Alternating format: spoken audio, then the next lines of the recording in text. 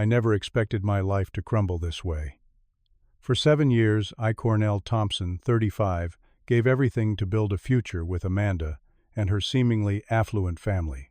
I worked endless hours as a software engineer investing in what I thought was our dream life together.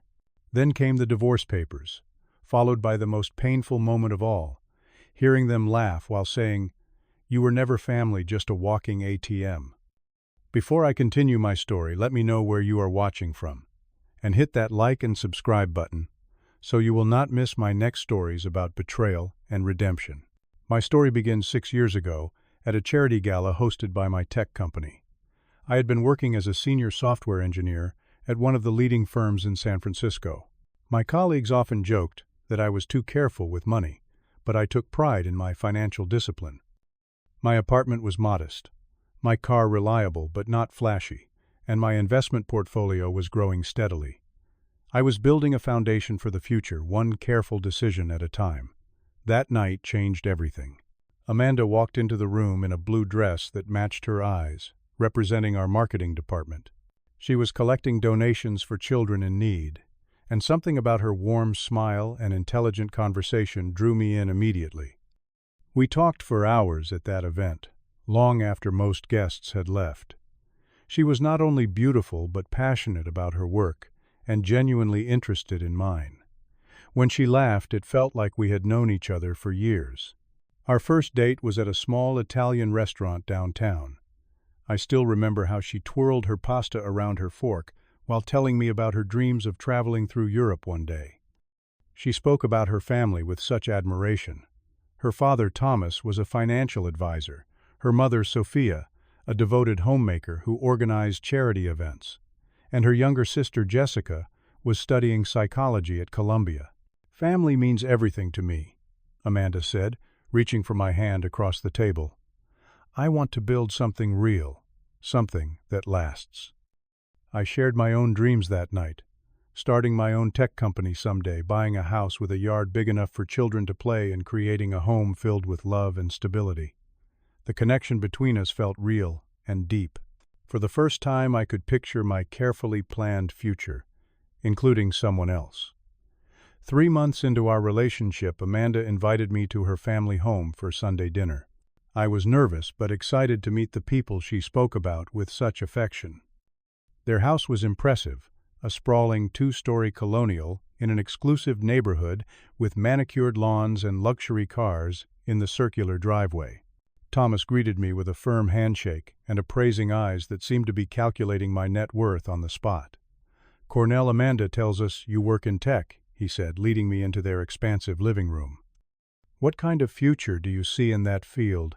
Good investment potential." Before I could fully answer, Sophia floated in dripping in designer clothes and jewelry.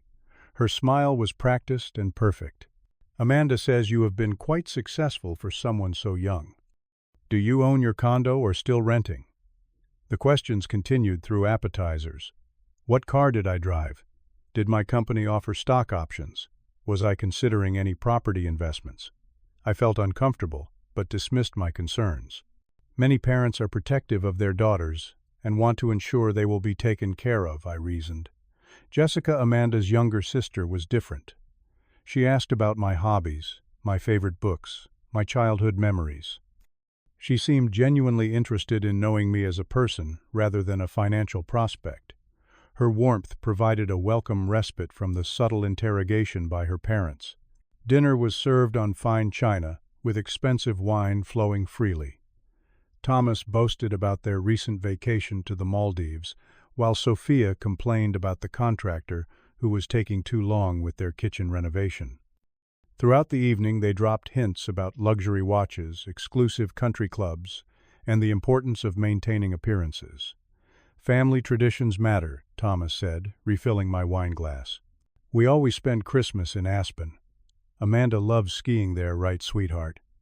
I drove home that night with mixed feelings. Something felt off about her family, but Amanda was so wonderful that I pushed my concerns aside. Love has a way of blinding us to red flags that later seem so obvious. 8 months into our relationship, I decided to propose. Amanda had been dropping hints about marriage, mentioning her friends who had gotten engaged with impressive diamond rings. I had saved for years and planned to use some of that money as a down payment on a house, but instead found myself at a high-end jeweler selecting a diamond that cost 3 months of my salary. Her face, when I proposed at sunset on Baker Beach, was worth every penny. She said yes, through tears of joy, calling her parents immediately. That should have been my first real warning, she called them, before we had even finished celebrating our moment together. Wedding planning quickly spiraled out of control. What I had envisioned as an intimate gathering of close friends and family morphed into an extravagant affair at an exclusive beachfront resort. The guest list expanded to over 200 people, many of whom I had never met. Each time I expressed concern about the mounting costs, Amanda looked disappointed. "But Cornell, we only get married once. Do you want me to tell my friends we cannot afford the wedding of my dreams?" Those words were manipulative, though I could not see it then. I wanted to make her happy, so I agreed to cover the costs: the venue, the flowers, the 5-course dinner, the premium open bar, the designer dress.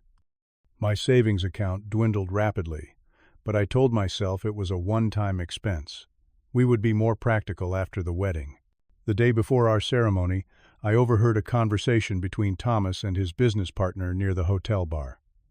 They did not notice me approaching. "Well, you must be pleased," the man said, clapping Thomas on the shoulder. "Your daughter has done well for herself." Thomas laughed. "My son-in-law is a solid investment. Smart, hardworking, and on track for senior management. Amanda knows how to pick them." I froze, unsure if I had heard correctly. An investment. Is that how they viewed me? I wanted to confront him, but decided against creating drama before the wedding. Instead, I buried the comment deep in my mind, where it would fester until I could no longer ignore its significance. Our honeymoon was 2 weeks in Bora Bora, another expense that stretched my credit card to its limit. Amanda wanted to post daily photos of our overwater bungalow exotic meals and excursions. I noticed she was more interested in documenting our trip for social media than actually experiencing it with me. But I dismissed this as a generational habit. The real problems began when we returned. Amanda started house hunting immediately, insisting we needed to live in the same upscale neighborhood as her parents. I had budgeted for a starter home, something comfortable but within our means. The properties she showed me were twice my budget. "But Cornell, my father says real estate is the best investment. We need to think about our future, about starting a family someday. Do you want our children growing up in a subpar school district?" Once again, I compromised. We bought a house that stretched my finances to the breaking point with a mortgage that made me nervous every month. But Amanda was happy, and I told myself that was what mattered. The Amanda who moved into our new home was different from the woman I had fallen in love with. She became obsessed with appearances, spending lavishly on furniture, decor, and clothes. My suggestions about creating a budget were met with cold stares or tears. "Do you not want me to be happy? Do you want our friends to think we cannot afford nice things?" Meanwhile, her family became increasingly present in our lives. Thomas began approaching me with investment opportunities that always seemed to require immediate cash. The first time he asked to borrow $20,000 for a real estate venture that would double our money in 6 months, I hesitated, but ultimately agreed. The investment failed, and the money was never mentioned again. Sophia invited herself over several times a week, often planning elaborate dinner parties at our house that I was expected to fund. "Cornell, be a dear, and pick up some nice champagne. The Wilsons are coming, and they have such refined tastes." Each of Amanda's birthdays became more extravagant than the last. Her 30th birthday party cost me over $15,000, between the private dining room at an exclusive restaurant, the designer purse she had been hinting about for months, and the weekend getaway that followed. My savings were depleted. For the first time in my adult life, I was carrying credit card debt from month to month. I took on consulting projects in addition to my full-time job, often working until midnight or later. Amanda never asked about my exhaustion or stress. Her only questions related to when my next bonus would arrive or whether I was being considered for promotion. Our marriage deteriorated along with my financial situation. Amanda and I rarely spent quality time together anymore. Her parents and their social obligations always took precedence. Our home felt less like our sanctuary and more like a showroom or event venue for her family's social climbing. When I tried to discuss our financial situation with Amanda, she became defensive or dismissive. "You are being dramatic, Cornell. Everyone has debt. My father says your problem is thinking too small. You need to spend money to make money." I began to notice other troubling patterns.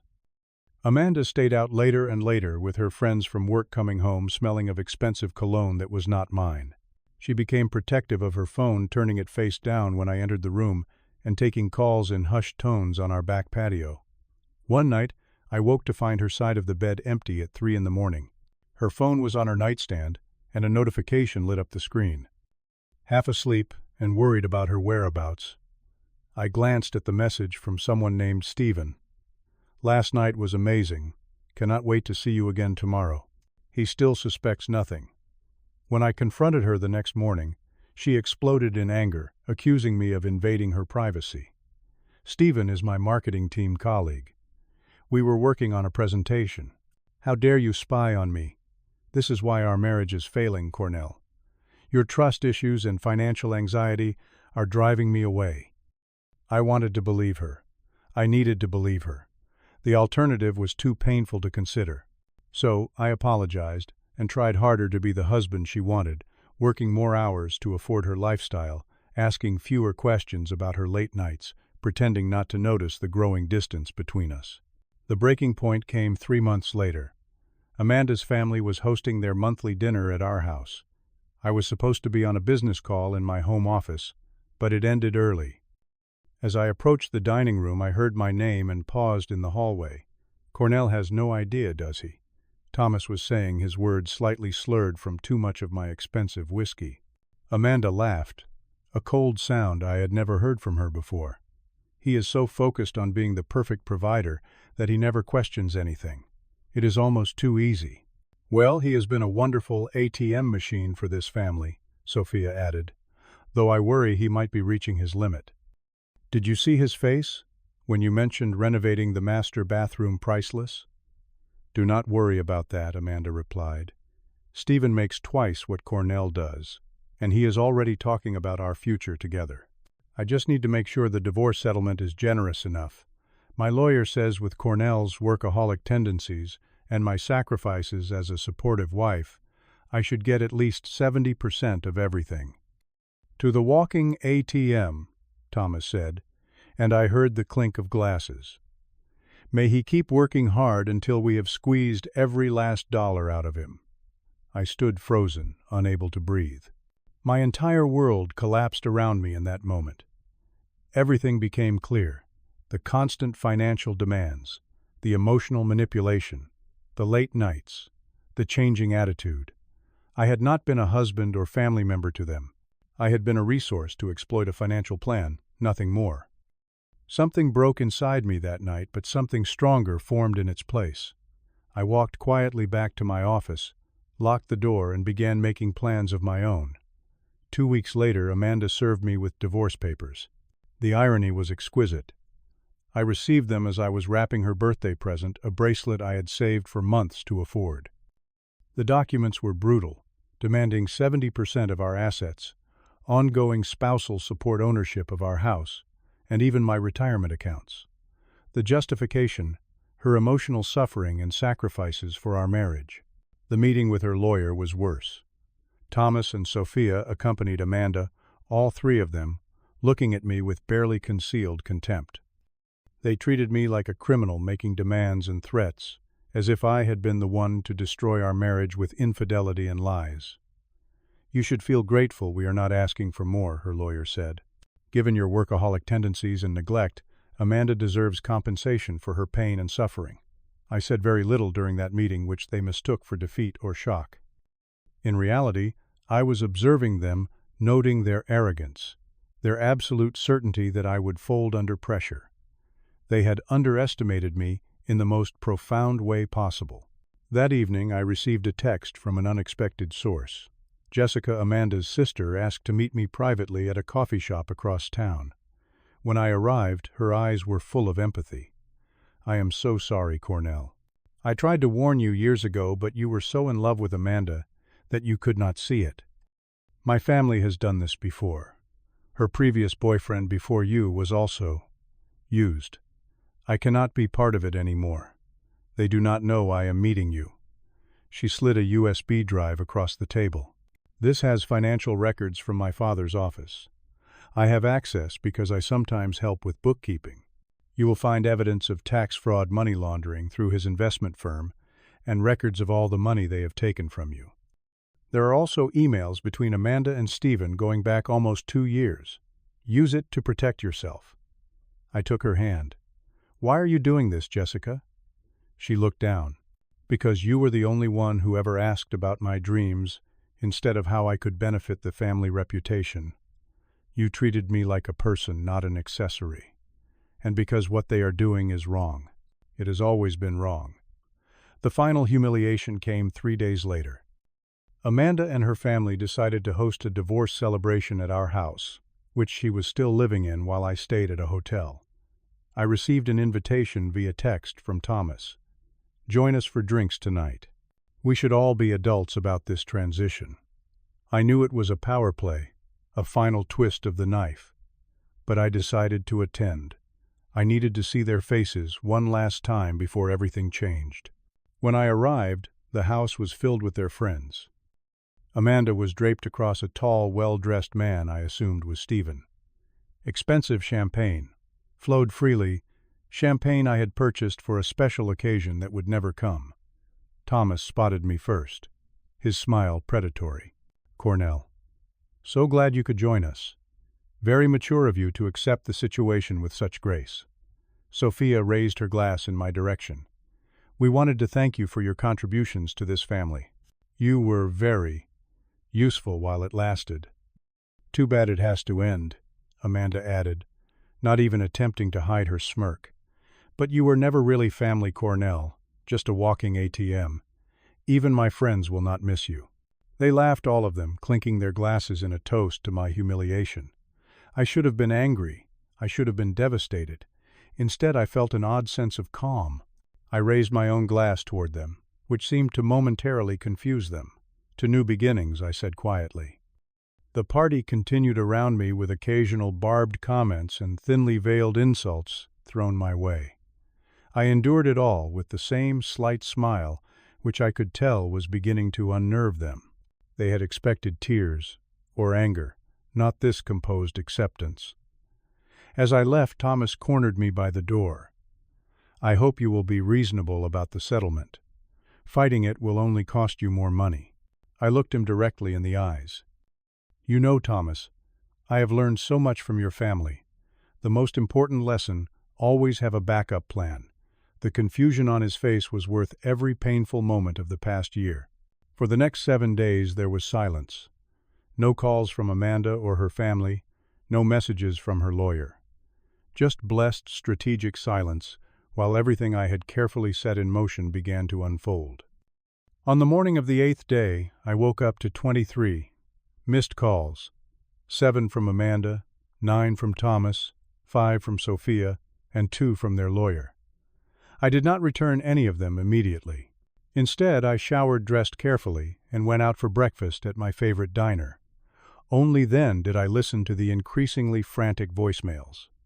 Thomas' investment firm was under investigation for fraud and tax evasion. His clients were withdrawing their funds en masse. Amanda's affair with Stephen had been exposed through anonymous emails sent to everyone in their social circle, complete with time-stamped photos and their intimate messages. Most devastating of all, Stephen had disappeared completely after reporters began asking questions about his connection to Thomas' firm. The final voicemail was from Amanda, her voice broken and tearful. "Please, Cornell, we need to talk. Everything is falling apart. I know you had something to do with this. Please, call me back. We can work something out." I waited until afternoon to return her call. When we met at a neutral location, a public park bench, she was a shadow of her former confident self. "How did you do it?" she asked, not even bothering with pleasantries. "I did very little, actually. I simply handed evidence of actual crimes to the appropriate authorities." The consequences are the result of your father's actions, not mine. You ruined us, she whispered. No, Amanda. You ruined yourselves. I just stopped enabling it. Our divorce was finalized with far different terms than what she had initially demanded. The settlement was fair, with assets divided equally and no ongoing financial obligations. She kept her personal possessions, I kept mine, and we sold the house with proceeds split down the middle. Thomas avoided jail time but lost his license and business. Most of their friends abandoned them once the money and social status evaporated. Stephen never returned. Amanda's calls once he realized she had no financial value anymore. The only person from that family I still speak with is Jessica. She finished her psychology degree and now works counseling victims of financial abuse. We meet for coffee occasionally, and she updates me on her life, carefully avoiding details about her parents or sister unless I specifically ask. The months following my divorce were some of the hardest of my life. Despite knowing I had been used and manipulated, I still questioned myself. Had I missed signs earlier? Had I somehow invited this treatment? By being too generous, too trusting, the doubt and self-blame were almost as painful as the betrayal itself. I found a therapist who specialized in recovery from manipulative relationships. During our sessions, I began to understand that what I had experienced was a form of financial and emotional abuse. My therapist connected me with a support group for divorce recovery, where I met others with similar stories. Their understanding and shared experiences helped me realize I was not alone and not foolish for having been deceived. Slowly, I started rebuilding my life. I returned to activities I had abandoned during my marriage weekend, hiking trips, training for marathons that raised money for literacy programs and game nights, with friends who had become distant during my years with Amanda. These friends welcomed me back without judgment, offering support without pity. I threw myself into my work, but in a healthier way than before. Rather than working to fund someone else's lifestyle, I was advancing my career on my terms. 6 months after the divorce, I received a promotion to development director with a significant salary increase and equity in the company. With my finances recovering and my emotional health improving, I decided to channel my experience into something meaningful. I started a small foundation that offered financial education to young adults, helping them understand healthy financial boundaries in relationships. The work was deeply satisfying, a way to transform my pain into something constructive. 1 year after my divorce was finalized, I met Natalie at a fundraising event for my foundation. She was a financial counselor who worked with domestic violence survivors, helping them establish independence. Our conversation that night flowed easily, touching on our shared passion for helping others avoid financial entrapment. When she gave me her business card, I noticed she had written her personal number on the back. "In case you want to continue this conversation over coffee sometime," she said with a genuine smile that reached her eyes. Our first date was nothing like the carefully choreographed experiences with Amanda. We went to a casual breakfast place on Sunday morning, wore jeans and sweaters, and talked for 3 hours about everything from childhood memories to favorite books. There were no calculated displays of wealth, no subtle probing about financial status, just authentic connection. 3 months into dating Natalie, I realized something profound. I had never once worried about her motives. She insisted on paying her share, drove a sensible car, and seemed genuinely uncomfortable when I once surprised her with an expensive gift. Your time and attention mean more to me than things she told me. The experience with Amanda and her family taught me painful but necessary lessons. I learned that true family is built on mutual respect and genuine care, not financial transactions. I learned to establish healthy boundaries and to trust my instincts when something feels wrong. Most importantly, I learned that losing people who only valued me for what I could provide was not really a loss at all. Sometimes the most valuable things we gain come disguised as devastating losses. Sometimes walking away from a counterfeit family is the only way to make room for authentic connections that nurture rather than deplete. And sometimes the person who emerges from the wreckage of betrayal is stronger, wiser, and more capable of genuine love than before. Have you ever discovered someone in your life was only there for what you could provide them. How did you handle that realization? Share your experiences in the comments below. And if this story resonated with you, please like, subscribe, and share it with someone who might need to hear that they too can rebuild after betrayal. Thank you for listening. And remember, your worth is never determined by what you can give others, but by who you are at your core.